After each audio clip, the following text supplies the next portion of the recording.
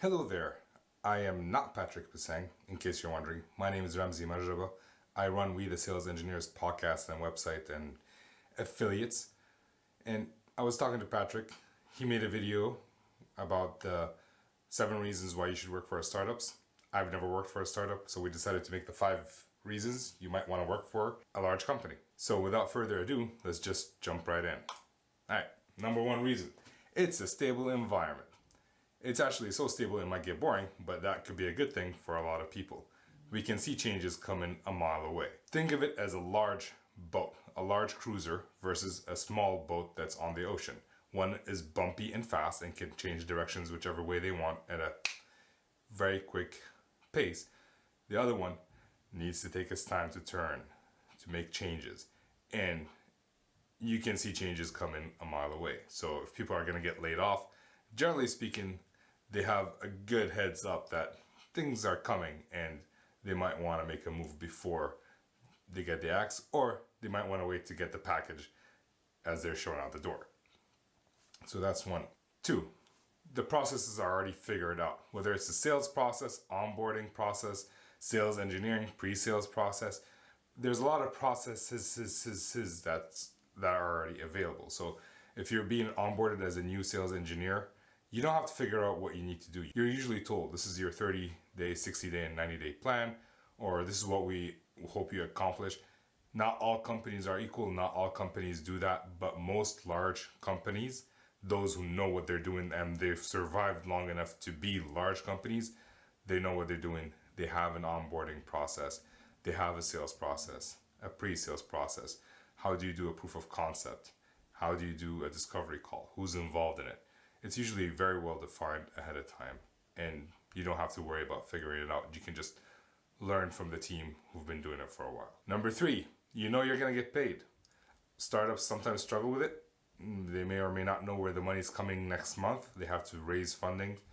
A lot of larger companies already have the money in the bank, and if they don't, you would see it a mile away. So generally speaking, you know you're going to get paid on a month-to-month basis. You don't have to worry about it.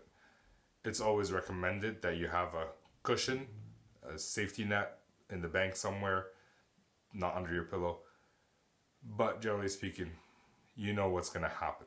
Number 4, you have more clearly defined roles. As a sales engineer, you know you're a sales engineer, or pre-sales professional. You know you're a pre-sales professional. You know you're not a pre-sales engineer, a salesperson, a pro-salesperson, a marketing person, a product manager, because that's what generally happens at startups. You might wear multiple hats.